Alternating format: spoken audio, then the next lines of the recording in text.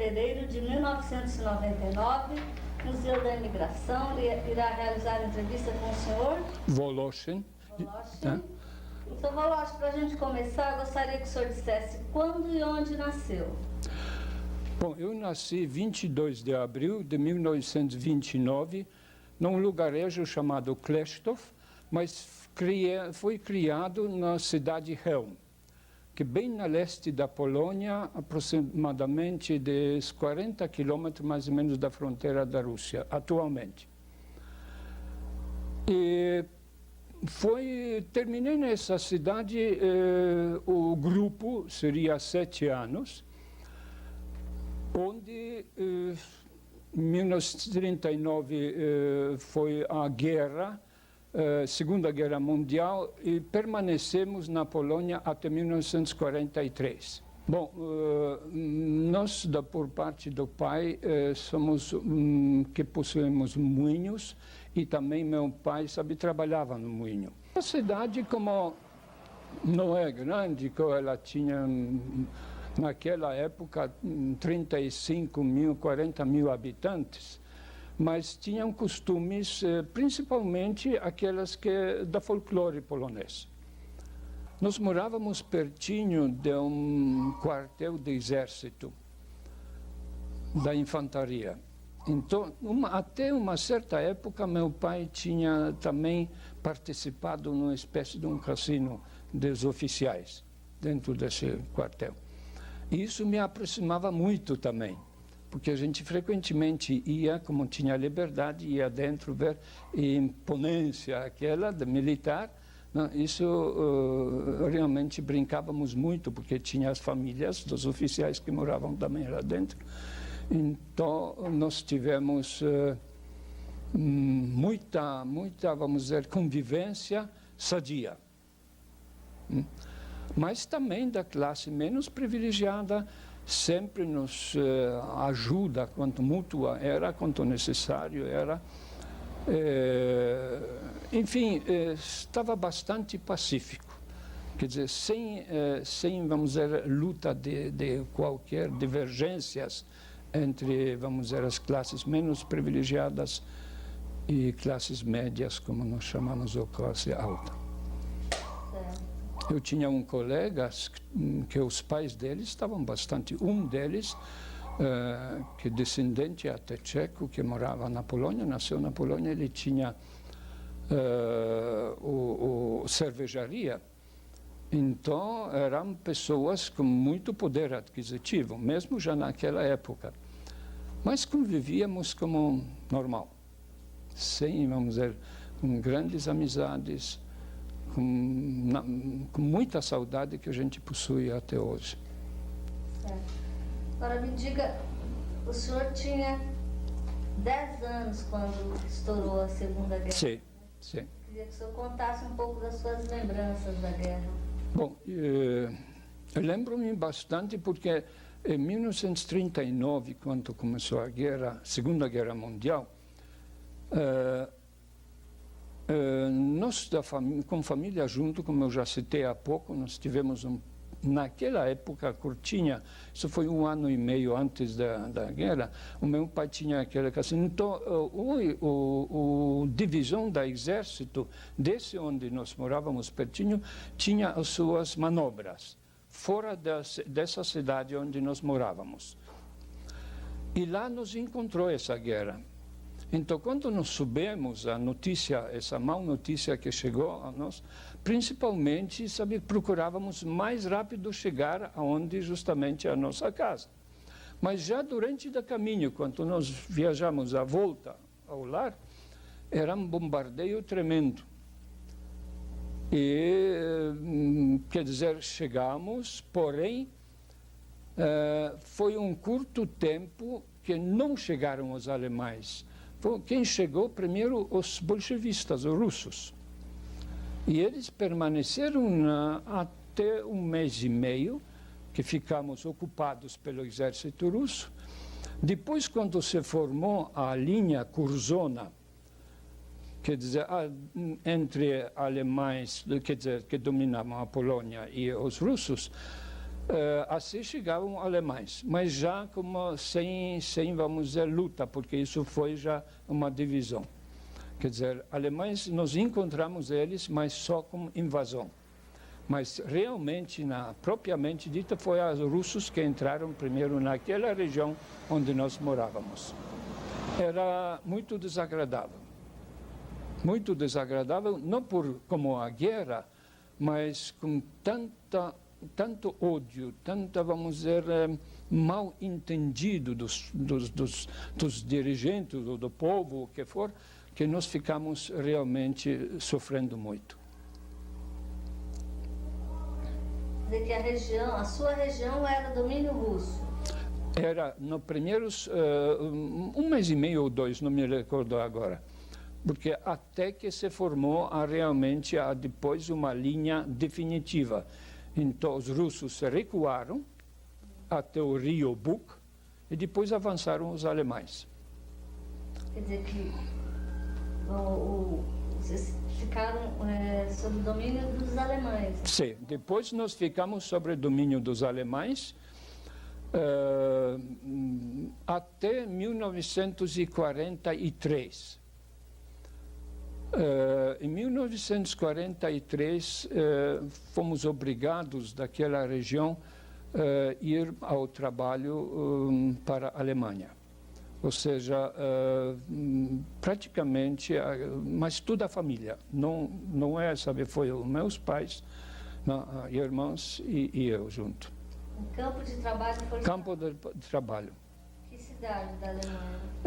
Foi em Kohlstetten, isso pertinho da cidade Ulm, que bem no sul da Alemanha, pertinho de Stuttgart, que é o mais conhecido da cidade. Agora conta pra gente como é que esse período de domínio alemão interferiu, como é que era o cotidiano nessa época, o que alterou a vida de uma criança de 10 anos, da família dessa criança, da população? Veja, o que mais, vamos dizer, foi já própria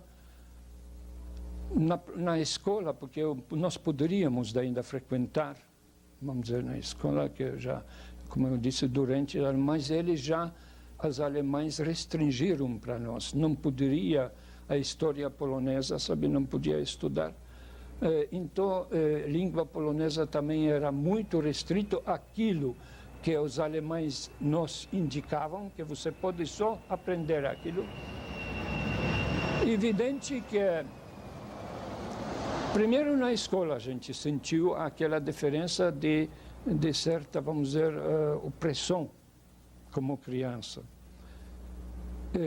Segundo ponto foi que os próprios avanços do exército alemão para atacar a Rússia era já muito assustador, porque dia e noite armamentos, e, enfim, sabe, exército avançando, sempre aquela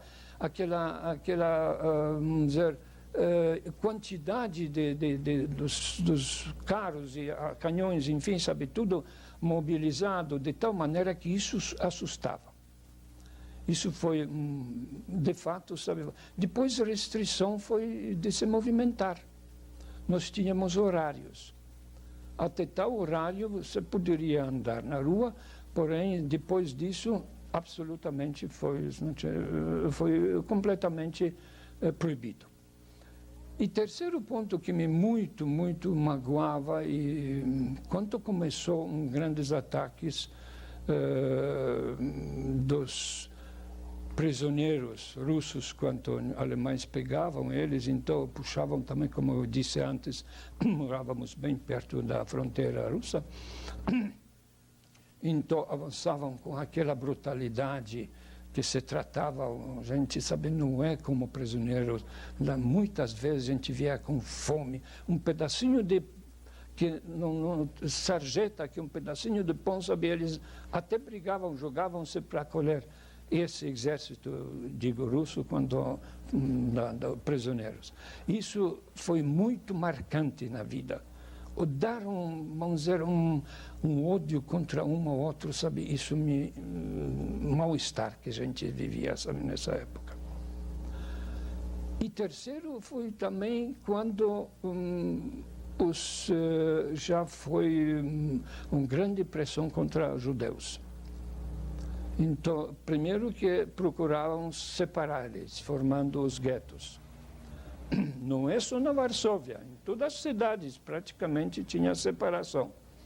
Mas antes de separação também eles iam e de uma maneira, vamos dizer, muito restrita, sabe? Eles não podiam sair da certa rua para poder, principalmente, arranjar a comida, que era mais difícil, a sobrevivência, a poder abastecer o organismo, não?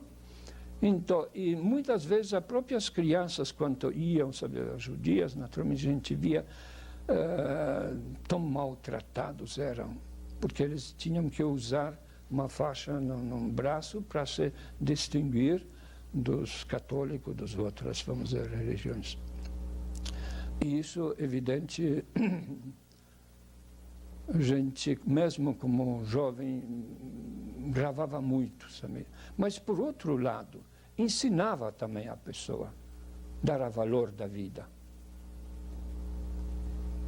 Ver, sabe, quando falta, o que a gente sente. Isso daqui é muito importante. Isso foi a maior escola na vida. Mesmo passando todas essas épocas, mas foi a maior escola. A gente dá valor, um pedaço de pão, aquilo que ganha, sabe? Ele tem que saber utilizar perfeitamente, não? E segundo, sabe, dando aquele valor humano, sabe, um ao outro, tendo a solidariedade. Só tinha aulas normais na escola? Só frequentou? Sim, frequentei normalmente até a última hora. Terminei com 7 anos, comecei, quer dizer, antes de guerra, foi 36, comecei até 43. Certo. Ah. Os seus pais foram expropriados dos seus negócios, das suas propriedades? Bom, sim, porque, veja, além de expropriados, foi muita coisa, sabe, que praticamente passaram. Primeiro, sabe, que eles davam isso como, vamos dizer, no Etel. Quer dizer, desapropriado. Disseram que você fica lá, tudo bem, mas na realidade você não poderia isso utilizar. Quer dizer, até dizer que é a sua propriedade. O que ele produzia, o que ele... Bom, isso já é outro assunto. O que produzia-se do moinho tinha que, sabe, entregar isso oficialmente como a parte que já prescrita. O governo tinha, olha, veio 100 quilos, sabe, de trigo. Dentro desses 100 quilos, 80, vamos dizer, era pura farinha, ou 70% a pura farinha. O resto você tinha que pesar para dar 100 quilos para devolver isso para o governo. Então, praticamente, para nós, era tudo racionado. Que você tinha tantos quilos, vamos dizer, pão por dia, que nós tivemos 800 calorias por dia, que a gente poderia saber só, né? Se máximo, mas tinha que combinar. Aqui entrou, sabe, o assunto também, vamos dizer, para a sobrevivência. Então, os agricultores, às vezes, clandestinamente entregavam o trigo para moinho, se moeu, e depois uma parte, em vez de pagamento, então se recebia em forma de farinha. E a subsistência era essa, e o mais, vamos dizer assim, que se podia contar a sobreviver. Veja, na época, quando eu saí da Polônia, era muito triste, porque já os alemães sofreram derrotas na Rússia, e então o exército se recuava, o exército alemão. Foi lentamente, né, em 43 ainda. Mas já se percebia que cada vez pior, restrições, sabe, em tudo. Comida, e, enfim, sabe, faltava, sabe, iluminação, porque foi realmente, sabe, tudo racionado. Então, isso foi uma... E depois tem uma situação propriamente a política. Era todo mundo, sabe, era de uma maneira como via... o que vai esperar-nos amanhã? Muitos dos nossos conhecidos, quer dizer, do meu pai, amigos, também foram para lutar, sabe, vamos dizer, como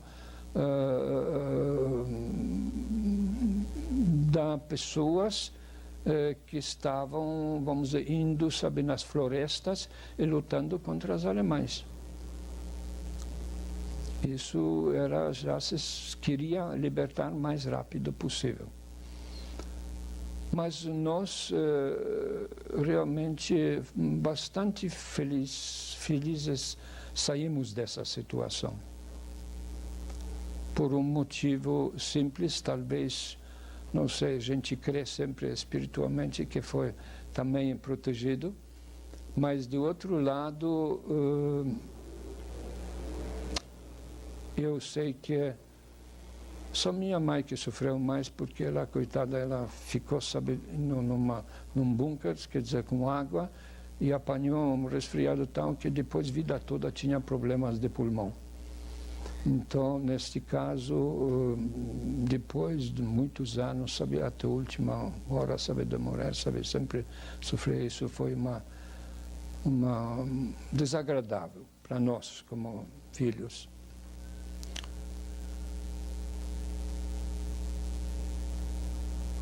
São as coisas da vida que às vezes a gente pensa, não se pode dizer que é destino, sabe? Então são momentos assim que não tem outra alternativa. Você tem que marchar assim onde te dá aquele impulso da vida. De onde eu poderia esperar sair da Polônia? Eu não tinha nenhuma, mesmo meus pais.